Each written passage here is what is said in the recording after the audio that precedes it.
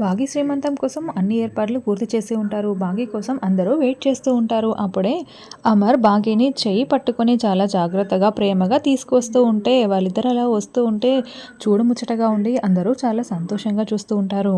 రామ్మూర్తి అయితే భాగిని చూసి మరీ మరీ మురిసిపోతూ సంతోషపడుతూ ఉంటాడు. ఆరు కూడా బాగా రెడీ అయిపోయి భాగ్య శ్రీమంతానికి వచ్చి ఉంటుంది. ఇంకా అలా అమర్ భాగ్యని శ్రీమంతం కుర్చీ దగ్గరికి తీసుకురాగానే రామ్మూర్తి, అమర్ ఇద్దరు కలిసి కుర్చీలో కూర్చోబెడతారు భాగ్యని. భాగ్ పిల్లలు కూడా మిస్ అమ్మని చూసి అబ్బా ఎంత బాగుందో అని చాలా సంతోషంగా చూస్తూ ఉంటారు. ఇక భాగ్యని చూసుకొని అమర్ని చూసి భాగ్య చాలా సంతోషపడుతూ ఉంటే మనోహరి మాత్రం భాగ్యని చూసి నవ్వుతూ ఉంటుంది.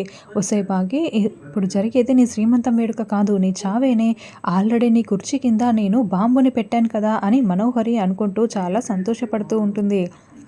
ఇంకా అర్ధరాత్రి చెంబా, మనోహరి భాగ్య శ్రీమంతం కుర్చీ కింద బాంబుని పెట్టేసి ఉంటారు. చూడు చెంబా, ఇది పేలడానికి ముందు ఒక 15 నిమిషాల ముందు ఈ బాంబుని ఆన్ చేయాలి. అలా ఆన్ చేసిన తర్వాత మనమిద్దరము దూరంగా వచ్చేద్దాము.